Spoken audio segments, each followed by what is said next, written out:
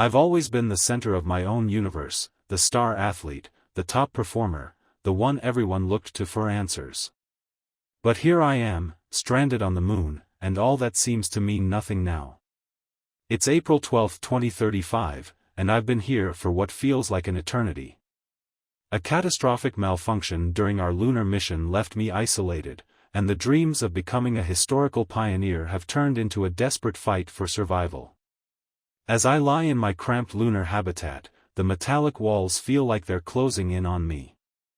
I pull the thin blanket tighter around myself, trying to ward off the chill that seeps into my bones. Tonight, I can't shake the feeling that something is different. Maybe it's the weight of the past year pressing down on me, or maybe it's the strange silence that fills the air. To escape the solitude, I pick up a book, a worn copy of The Martian. I read the familiar words, losing myself in the story of survival and ingenuity, hoping for a connection to the world beyond my own.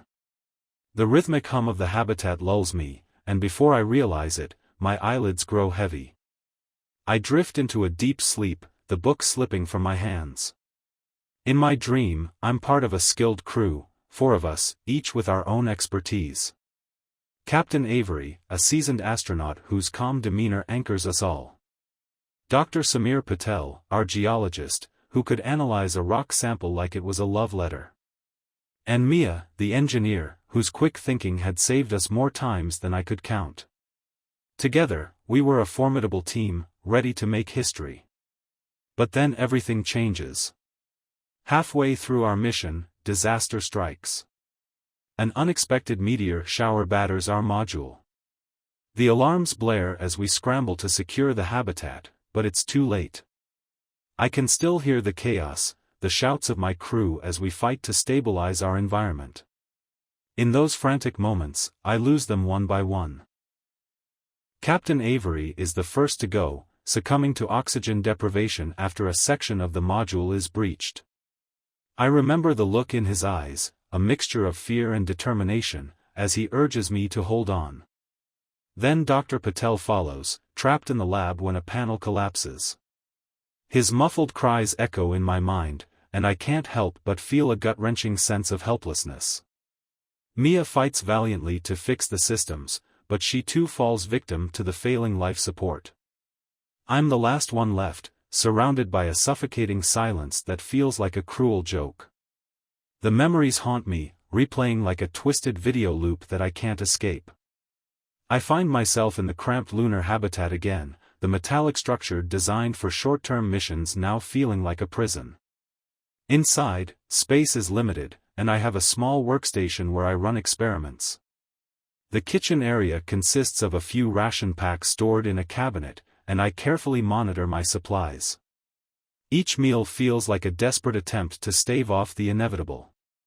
The blandness of the food only adds to my sense of despair.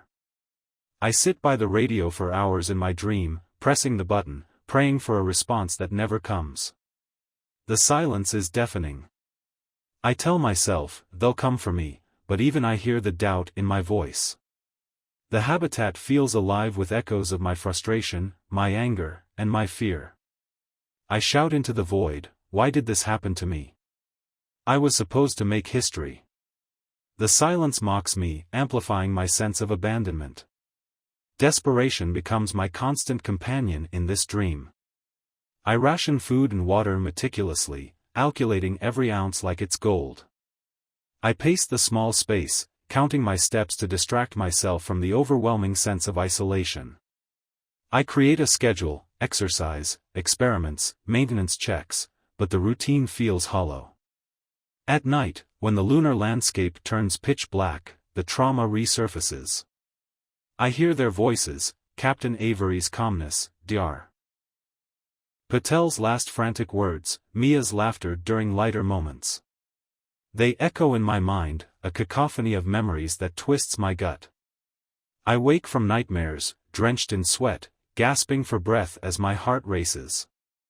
I can't escape the guilt that gnaws at me, the what-ifs that play on repeat. What if I had been quicker? What if I had saved them?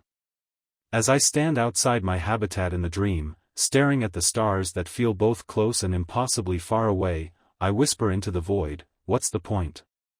Tears stream down my cheeks. I'll never see Earth again. I'll never go home. The beauty of the universe feels mocking, a glittering reminder of everything I've lost. But just as I begin to succumb to despair, a flicker of hope ignites within me. I remember Dr. Helen Morris, my professor from astronaut school. She always encouraged me to look beyond myself. You're part of something much bigger, Leo, she had said.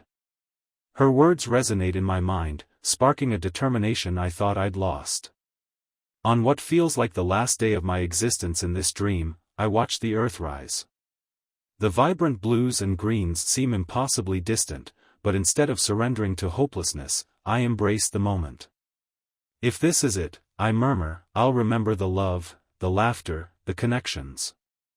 I close my eyes and envision my family, their smiles lighting up my heart. Then, just as I'm about to give in to despair, I hear it, a faint crackle over the radio. My heart races. Leo, can you hear me? A voice breaks through the static, filled with urgency and warmth. It's Dr. Morris. Dr. Morris? I stammer, disbelief washing over me. Is that really you? Yes, it's me, she replies, her voice steady yet filled with emotion. We've been searching for you. We're coming to get you. A rush of emotions floods through me, relief, joy, and gratitude. Just as the rescue module descends, I feel an overwhelming wave of hope. The dream begins to shift, the vivid images blurring around the edges. Suddenly, I wake up with a start, gasping for breath, heart racing. The familiar hum of the habitat fills my ears, and I blink against the harsh lights above me. Confusion washes over me as I sit up, still feeling the weight of the emotions from the dream.